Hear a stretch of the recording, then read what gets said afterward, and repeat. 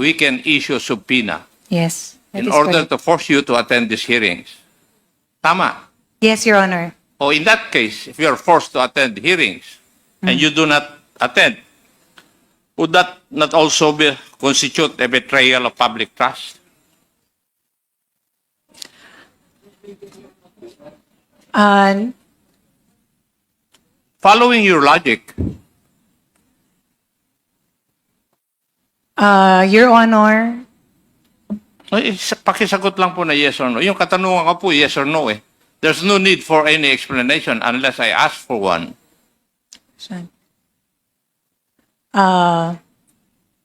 it could be, Your Honor, yes. Thank you. Ang pagkaalam ko, yung chief of staff is the most knowledgeable among the staff of a head of office. In most cases, Your Honor, yes. That So is you're the correct. only exception?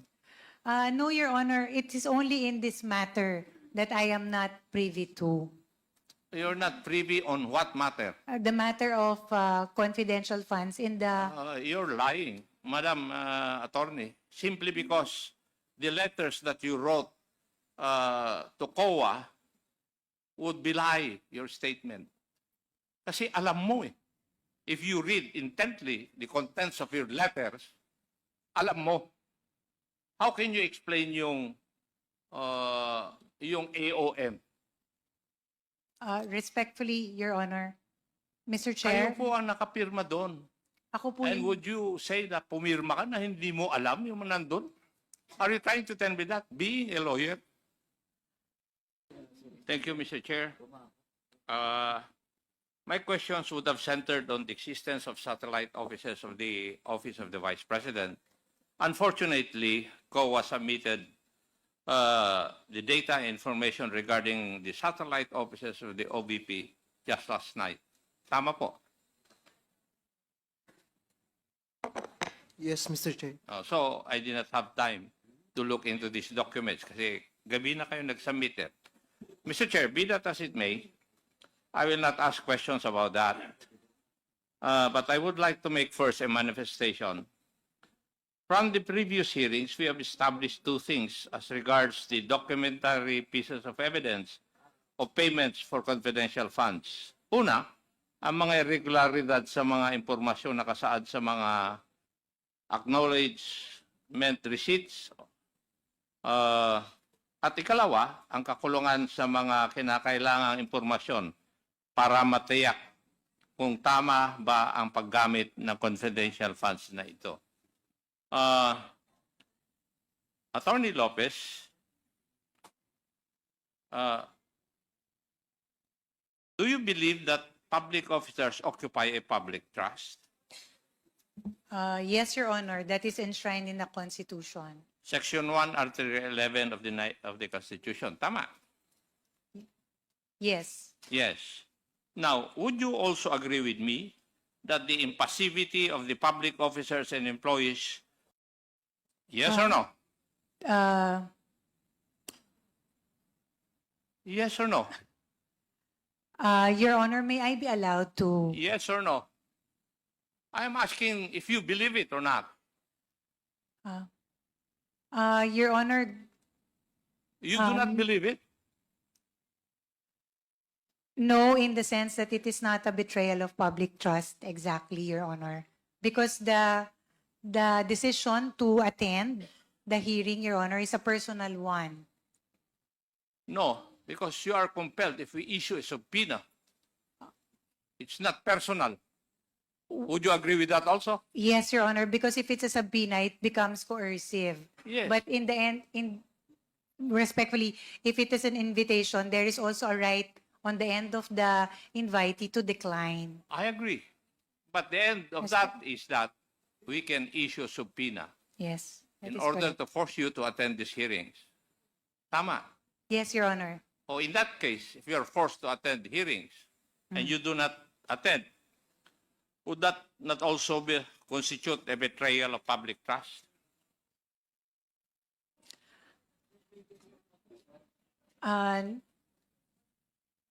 Following your logic,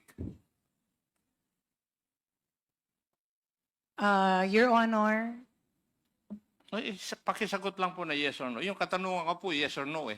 There's no need for any explanation unless I ask for one.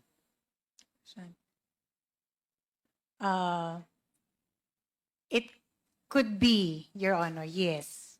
Thank you. Would you agree also with me that public officers must uphold public interest?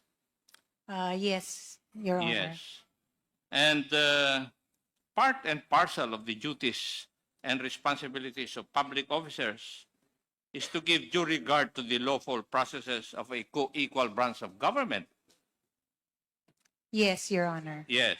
And the impassivity of the public officers and employees to attend the congressional inquiries of the House Committee on Good Government and Public Accountability gives rise to a betrayal of public trust, considering that their continued absence interfere with the actions and mandate of this committee, just like your two people, the special dispersing officers, in the persons of Madam Gina Acosta and Madam Sunshine Fajarda. Would you agree with that also?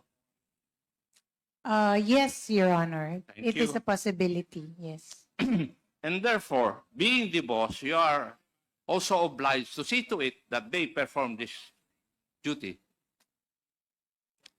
Yes, Your Honor, I And hear that. therefore, we expect na pagsabihan mo sila Opo. na umattend dito sa hearing na ito.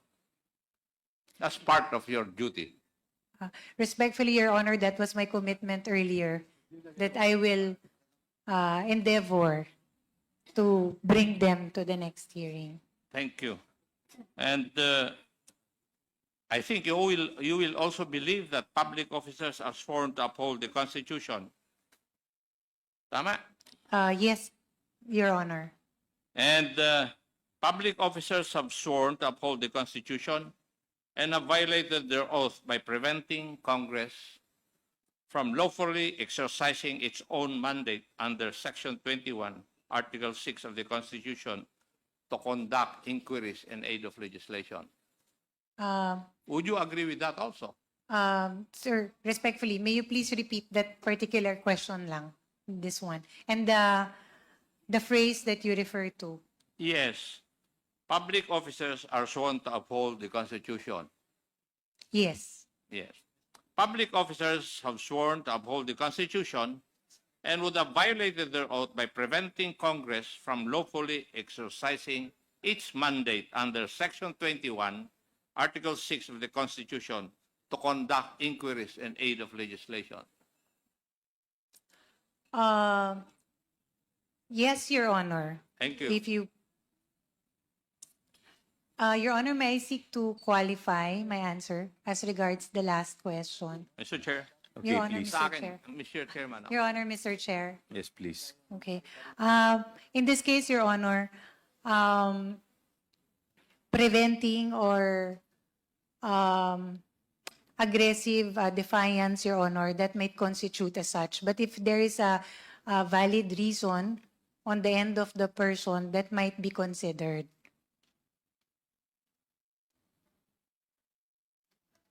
But again, aggressive and continued defiance without justification or reason, Your Honor, that may be taken as such. Congressman Acop. Thank you, ma'am. Thank you, Mr. Chair.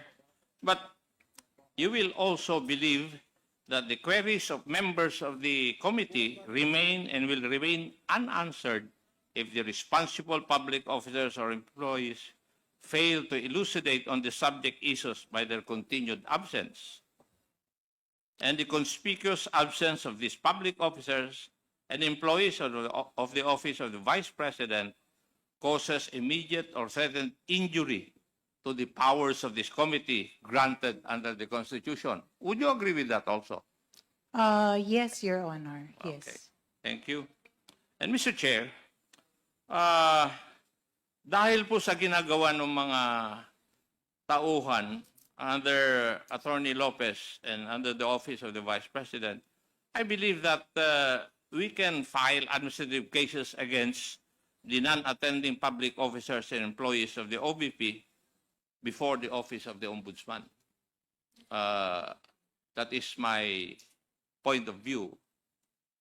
and my stand, Mr. Chair. Kasi they can be charged for misconduct and conduct prejudicial to the best interest of the service as a cause of action. Thank you, Mr. Chair. May I proceed? Please continue. Thank you. Clarificatory questions. Attorney Lopez, you are the Chief of Staff and Undersecretary under the Office of the Vice President. As such, you are the number 2 insofar as the OVP is concerned. Yes, Your Honor. Yes. And all those people under the Office of the President, Vice President. Vice President, kayo po ang tinitingnan na mataas maliban kay Vice President. Yes, after the Vice President. Yes.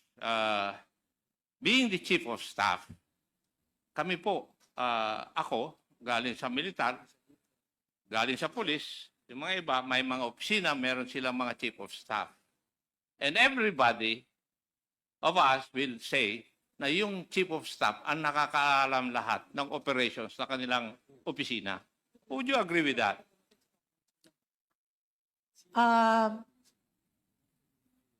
In my experience, Your Honor, that does not hold true. So I cannot agree to that. How long have you statement. been in the government service? More than 10 years, Your Honor. 10 years. Ako, more than 4 decades. I hear. At ang pagkaalam ko, yung Chief of Staff is the most knowledgeable among the staff of a head of office. In most cases, Your Honor, yes. That So is you're the correct. only exception? No, Your Honor, it is only in this matter that I am not privy to. You're not privy on what matter? The matter of confidential funds in the... You're lying, Madam Attorney, simply because the letters that you wrote to COA would belie your statement. Kasi alam mo eh. If you read intently the contents of your letters, alam mo. How can you explain yung AOM? Respectfully, Your Honor, Mr. Kayo Chair, po ang nakapirma doon. ako po And would you say that pumirma ka na hindi mo alam yung nandun? Are you trying to tell me that, being a lawyer? Your Honor, the documents, the attachments, as regards the answer to the AOM was presented and prepared by Mr. Ortonio. It is not incumbent upon me to double-check or to review such documents, Your Honor.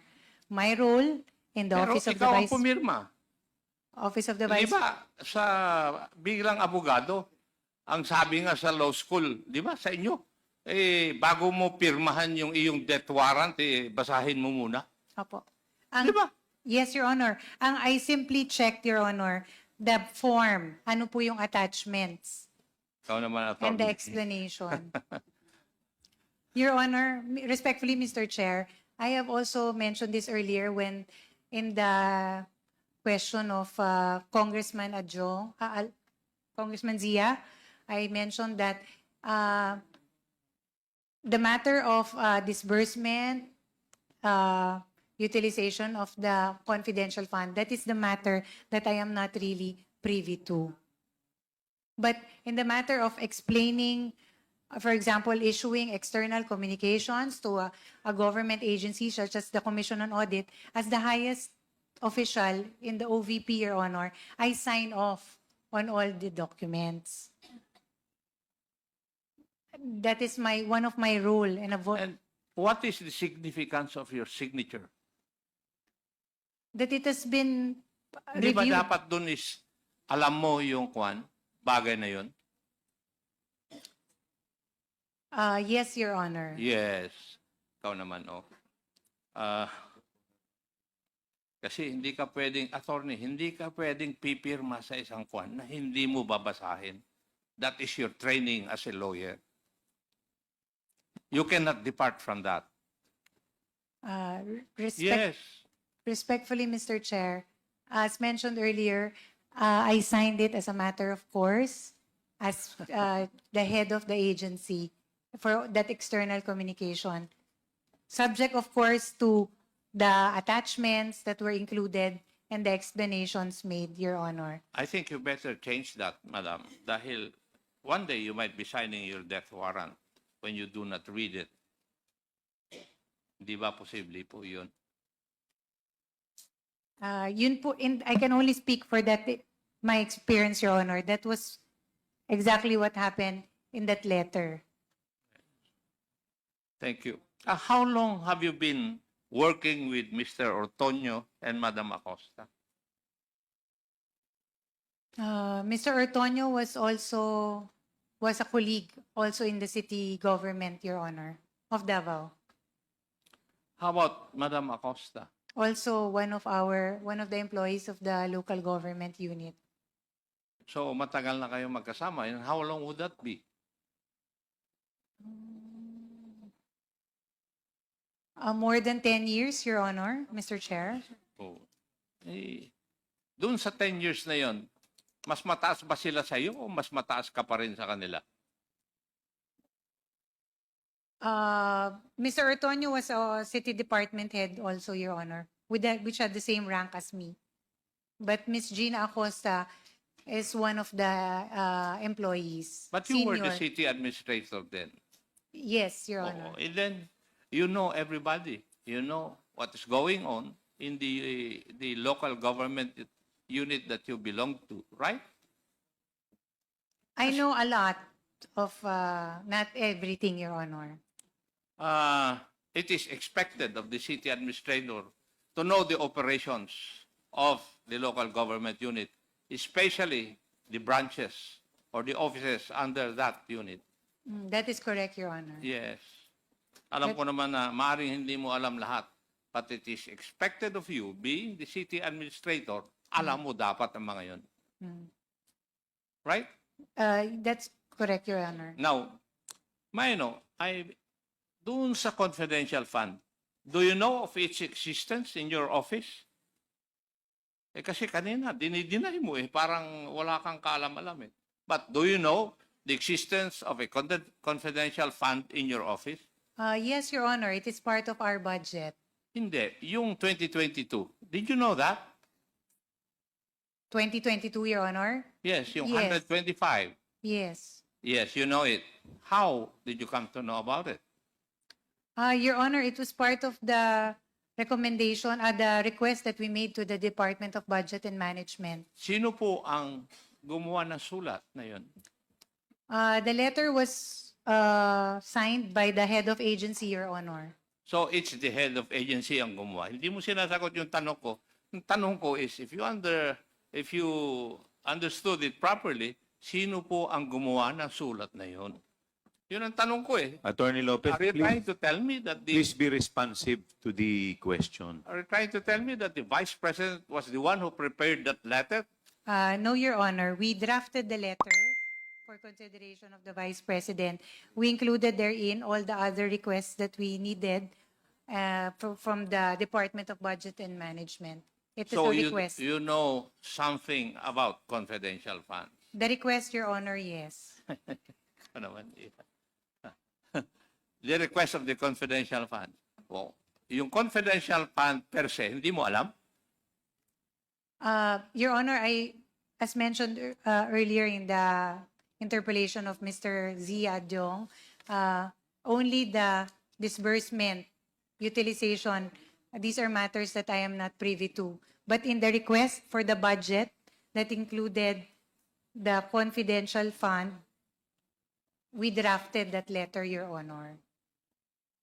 Kasi in your letter to COA na pinirmahan ninyo ni Mr. Ortonio, detalyado It pertains to yung liquidation reports insofar as the confidential funds are concerned. And yet you're telling us you do not know anything about its utilization, but you can answer the AOMs of COA. Specific na po yun, yung observations ng COA. Now, kaya I cannot believe that you do not know anything about its disbursement Your or Honor. its liquidation? Kasi nandito eh. Ang nakalagay dito, if may read, we respond to each finding in the AOM in Seriatin. Kalagay, the submitted liquidation reports with their supporting documents. You're already speaking of liquidation reports, and still you deny you do not know? Your Baka Honor, mapikon ako iha eh. respectfully, Your Honor, I am not, I wouldn't want that, Your Honor. The letter was prepared, as mentioned earlier, by Mr. Ortonio, and he presented the attachments to the same. As a matter of course, Your Honor, I took a look at it, looked at the attachments, and then saw it correct in form. And because all external communications have to be signed by the highest official in the Office of the Vice President, I signed off. It was a matter of course, Your Honor, on my end. In the same So manner, when you say matter of course, Madam, you said it's ministerial on your part? Your Honor, if I may, Mr. Chair,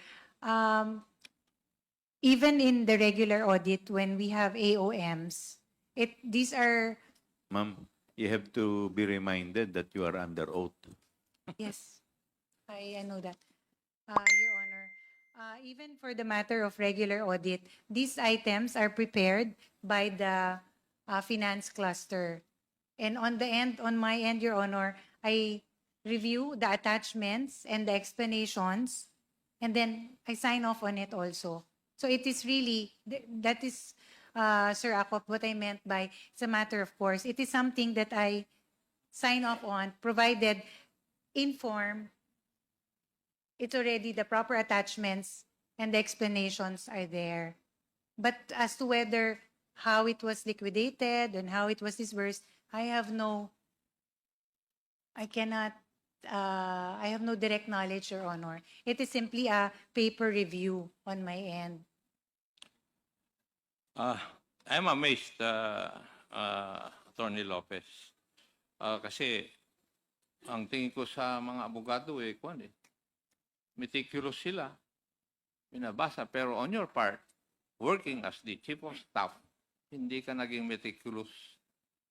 Anyway, I'll go to another topic. I will refer to your letter to the Honorable Gamaliel Cordoba, 21 August 2024. I think you already saw this letter and, shall we say, state to the committee that you signed. This signature is yours, right? Your Honor. Now, when you signed this letter, kayo po ang gumawa? Your Honor, this matter was Pakisagot lang po yung tanong ko. Kayo po ang gumawa? hindi po, Your Hindi. Honor. So, sino po ang gumawa nito? It was drafted by Mr. Lemuel Ortonio. Is Mr. Lemuel Ortonio a lawyer? No, Your Honor, he's No. not. And you read this letter? Yes, Your Honor. And you agreed with all the contents of this letter? That was our position, Your Honor. It was a shared. No. Yes. You answer my Yes. question. Now, may I ask, can you explain to me that when we investigate the use of confidential funds of the Office of the Vice President and the Department of Education, you are of the position that the subject subpoena violates the constitutional principle of separation of powers? Could you please educate me? How did we violate the principle of separation of powers? Nandito po sa sulat po ninyo, pinirmahan ninyo. Your Honor, may I read the letter in Yes. toto? Yes. For the record, it says, the principle of separation of powers is violated when one branch of government unduly encroaches in the domain of another. Jurisprudence provides that there are only two ways to violate the subject principle, namely by impermissible interference with another department's performance and by assumption of another department's functions. Here, it is clear that the subpoena was not issued in aid of legislation and thus exceeds the legislative power of inquiry, and its issuance impermissibly interferes with the exclusive functions of the Commission on Audit and infringes upon the independence of the Commission. And then, first, Congress has no power to participate or otherwise take part in any audit process. Obtaining any information in a pending audit clearly does not serve a legislative purpose of drafting or remedying legislation. Second, the audit decisions which the committee seeks to obtain are in cases still pending adjudication and therefore not final, not conclusive, and cannot be used as a fair, accurate, or intelligent basis for legislation. Third, COA has already published its annual audit reports for fiscal year 2022 and 2023, which are specifically intended to aid the executive and legislative departments in crafting responsive laws and regulations. Fourth, the only purpose mentioned is to expose to the public the use of confidential funds by the offices headed by the Vice President and purportedly whether such use follow the guidelines. During the subject hearing, Representative Castro stated, since hindi po pwedeng sabihin dito yung findings, yung report o yung anumang observations ng COA, ang mga taong bayan po interesado dito sa confidential funds at kung paano ito ginamit, kung ito po ba ay sumunod dun sa guidelines. Also, as reported in the media, Representative Castro has been known to say that the Vice President has not yet satisfactorily explained the OVP spending of confidential funds in 2022. She added that the VP still has yet to account how she spent the said funds in 2023 and that she is not off the hook yet. End of quote. This is not related to any legislative purpose. There is no congressional power to expose for the sake of exposure. The determination of whether the utilization of the funds complied with audit guidelines falls within the exclusive mandate of the Commission on Audit.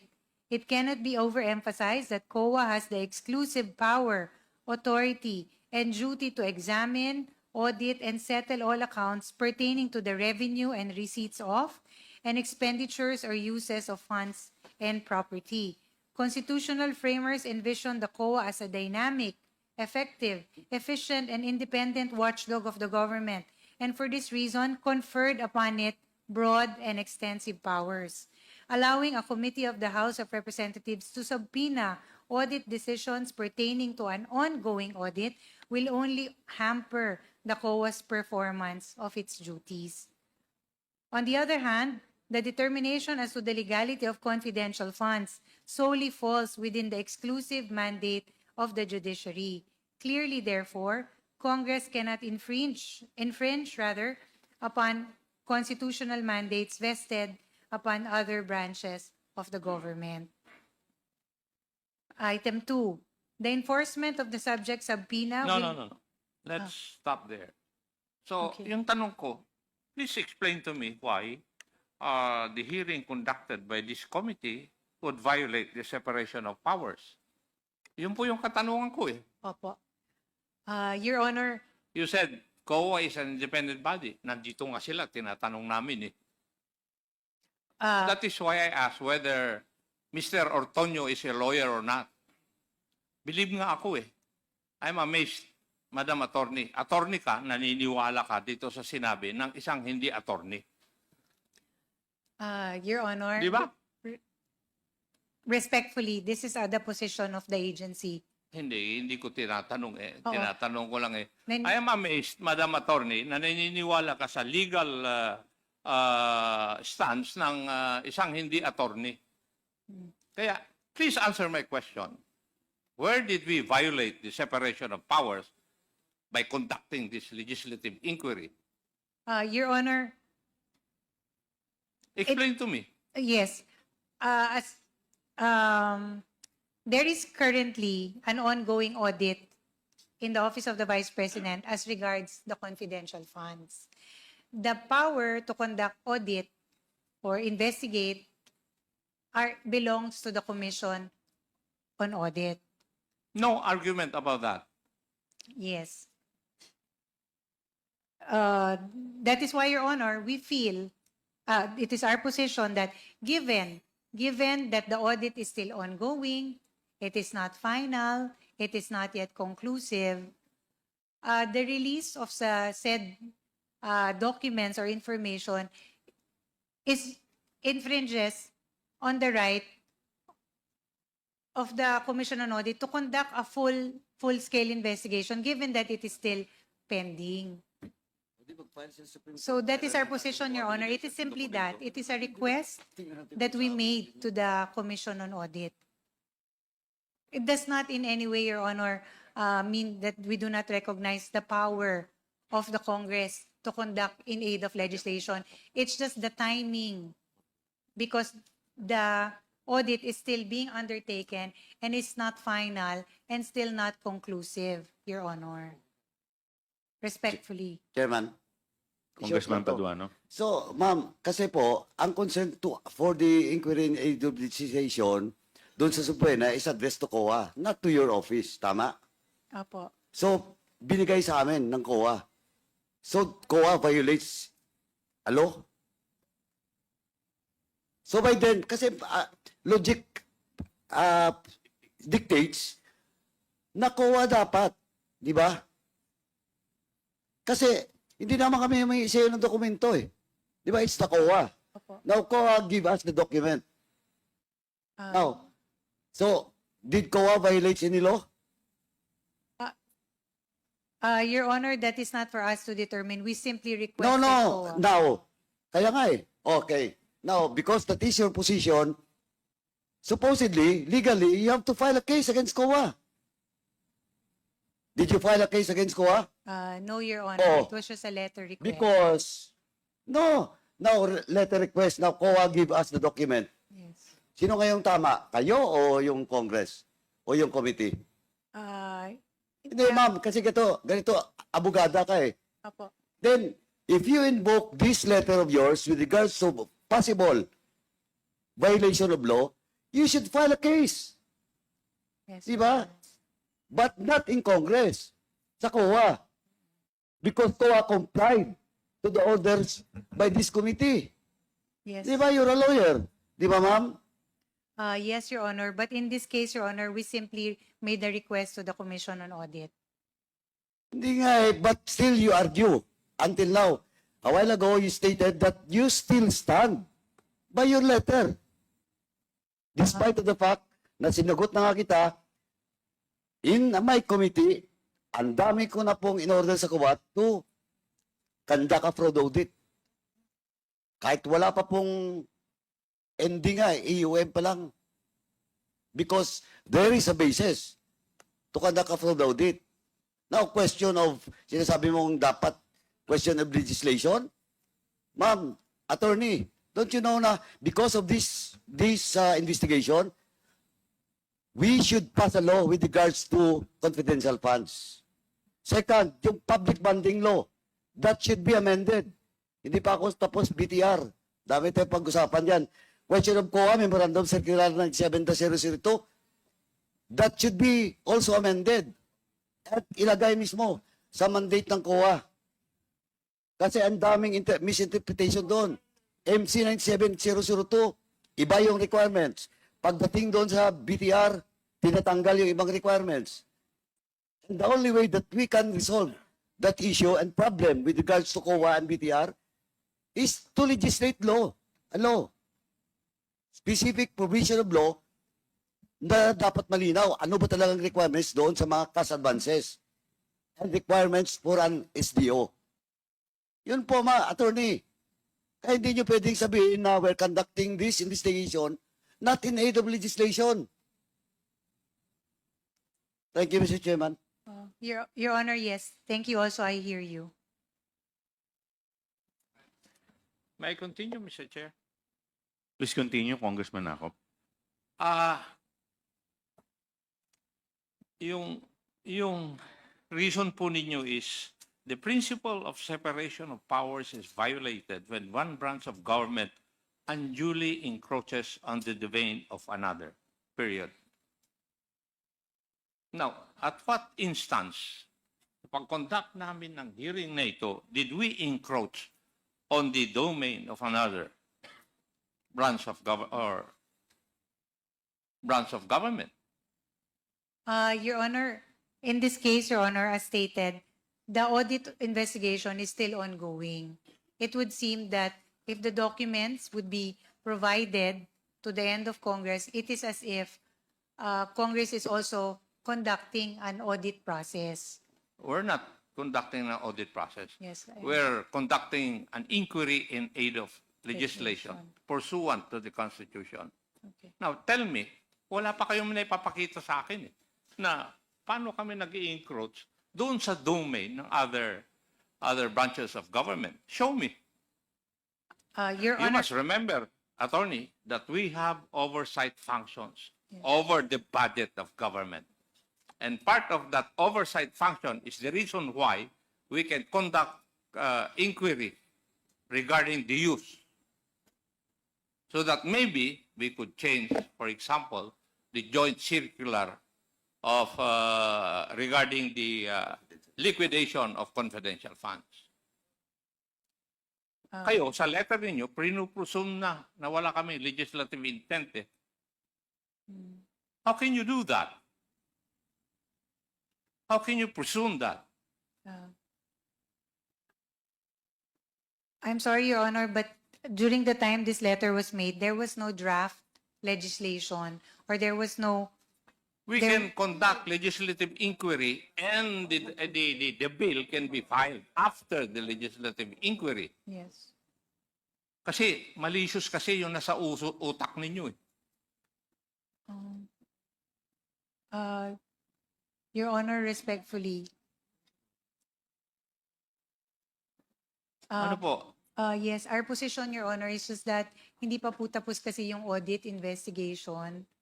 Yun lang naman po. That's why we requested COA not Now, to release it Sige, first. please cite me a law which would say na yung ginawa po namin na dahil hindi pa tapos ang audit, hindi kami makapag-conduct ng legislative inquiry on the issue. Can you cite me a provision of law? None at the moment, Your Honor. Yes. None Kaya at the nga, moment. sabi ko, bakit ka naniwala sa isang hindi abogado?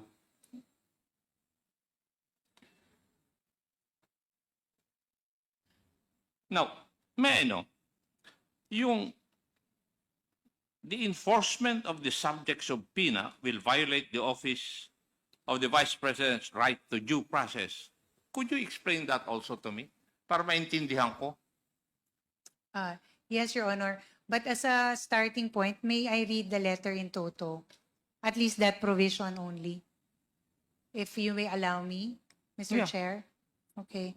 Item number 2, the enforcement of the subject subpoena will violate the Office of the Vice President's right to due process. First, enforcing the subpoena against the audit decision contravenes existing rules on the audit process.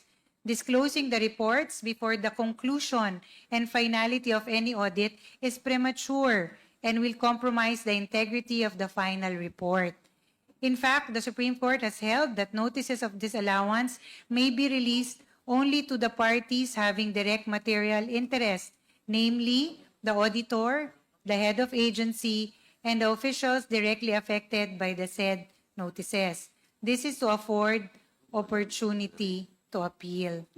Further, COA Circular Number 2013-006 also provides that except as to the status of cases, no information as to the action officer and or the probable disposition or decision of any case pending adjudication before any office of this commission shall be disclosed to any person.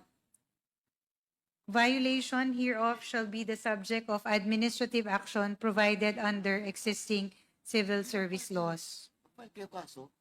Second, The office of the Vice President will be deprived of its right to an impartial tribunal and a fair and objective resolution of the cases. Public statements or discussions thereon by the committee or the Congress as a whole may unduly influence the bodies which are already handling the same or similar subject matters. Finally, it must be noted that there are no less than 3 cases on the subject confidential funds that are currently pending with the Supreme Court. Hence, compelled disclosure of the audit decisions may be violative of the sub judice rule, which restricts comments and disclosures pertaining to judicial proceedings. That was our second position, Your Honor, that it violates the subject subpoena will violate the due process, the right to due process of the office of the Vice President. What is what would be the elements of due process? That there is When can you say that a person is granted due process? when he is informed, Your Honor, of his rights and Hindi ba kayo na-inform?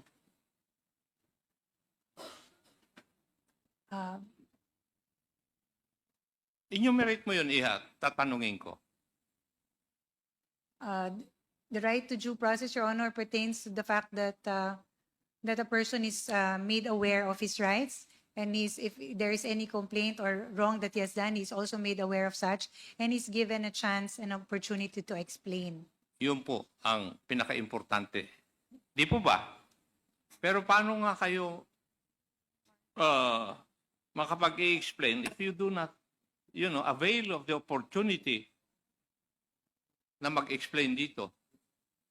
Di ba? Yung mga tao nga ninyo, wala rito para mag-explain. And you say na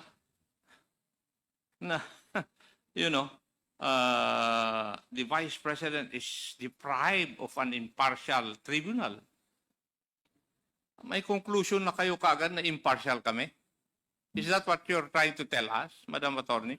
No, Your Honor. Hey, that is what your letter says.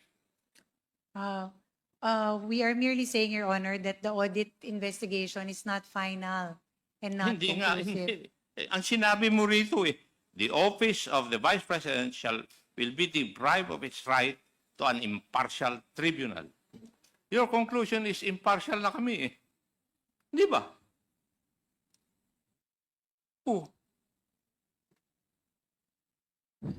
Right? We are also burdened by the fact, Your Honor, that there are 3 pending cases before the Supreme Now, Court. what are these 3 pending cases? This is as regards the 125 million, Your Honor, funds, confidential funds.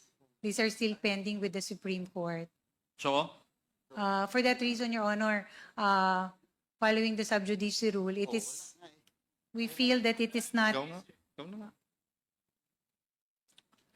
Ay, nako. Attorney, question of sub judice, malinaw na yan, may Supreme Court ruling na yan, di ba?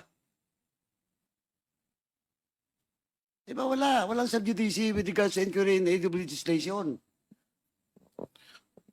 Di ba? Ang daming, andyan, may mga jurisprudence na yan. Di ba? Do you confirm? Di ba may mga ruling na yan ng Supreme Court with regards to sub judice? Meron po, Your Honor. O, and that sub judice cannot be applied in inquiry in aid of legislation. Malinaw yan. And Kaya nga ba? additional, Kaya nga sinasabi ko, Iha, sa'yo, bakit naniwala ka sa isang hindi abogada o abogado, ikaw ay abogado? and additionally, Panyera, let me read Section 1 of Rules of Procedure governing inquiries in aid of legislation.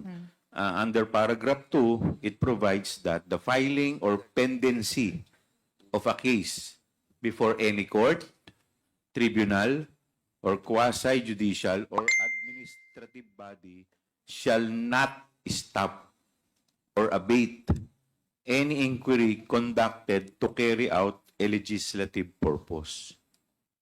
So regardless, even assuming for the sake of argument that you are correct na meron po kayong pending case, it will not stop Congress or this committee from conducting its inquiry in aid of legislative purpose.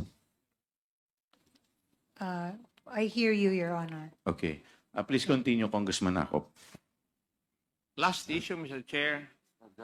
The subject subpoena may not be validly enforced due to the nature of confidential funds. What do you mean by this, Madam Attorney? Again, may I read? Item 3, which is the last position. The subject subpoena may not be validly enforced due to the nature of confidential fund. A recognized restriction to the right of information is national security matters and intelligence information. There is governmental privilege against public disclosure with respect to state secrets regarding military, diplomatic, and other national security matters. As a matter of fact, Memorandum Circular Number 15, 2023 provides that a specific exception to the right of access to information is privileged information relating to national security, defense, or international relations. Moreover, Joint Circular Number 2015-01, or the Guidelines on the Entitlement, Release, Use, Reporting, and Audit of Confidential Funds, specifies that reports of national government agencies pertaining to the use of confidential funds are submitted specifically only to the President, the Senate President, and the Speaker of the House. Acknowledging the highly sensitive nature of the information involved, the agencies deem it necessary to restrict access only to the enumerated officials and exclude the collegial bodies in which they belong. Finally, the COA rules explicitly provide that audit decisions may only be released to persons specifically enumerated thereunder the rules.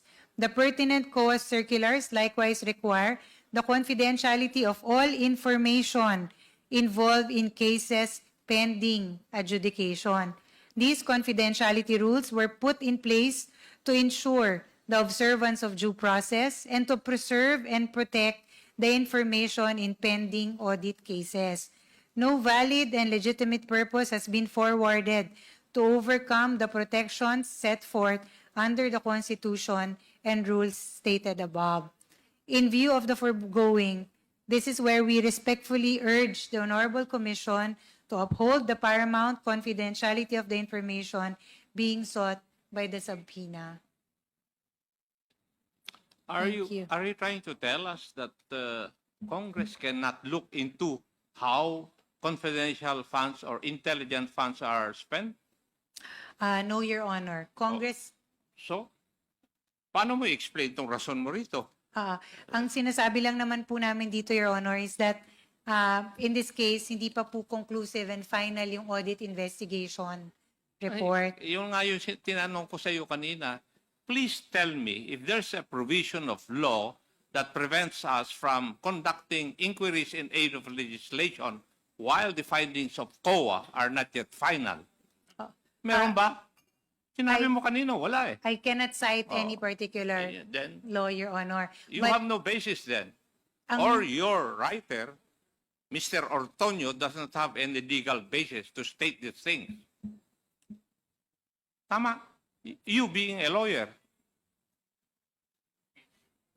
Puro claims lang ito eh. Pero wala kayong pinapakita na legal basis. Tama. First question mo pa lang eh. Ano ang aspect ng national interest na naapektuhan nito? Galing po ako sa military eh. Wala akong makita na aspeto na it would affect our national security. Our stand, Your Honor, is just extreme caution in discussing matters like this, given that it is still pending investigation. That is the reason why we drafted and requested the Commission on Audit, Your Honor. It was just a mere request and for the Commission on Audit to consider. I will state again, Madam Chair, kayo po ay abogado. Ako po yung nagtataka kung bakit naniwala kayo sa argumento na inilagay dito ng hindi isang abogado. Thank you, Mr. Chair. Thank you, Your Honor. Mr. Chairman. Chair. Thank you.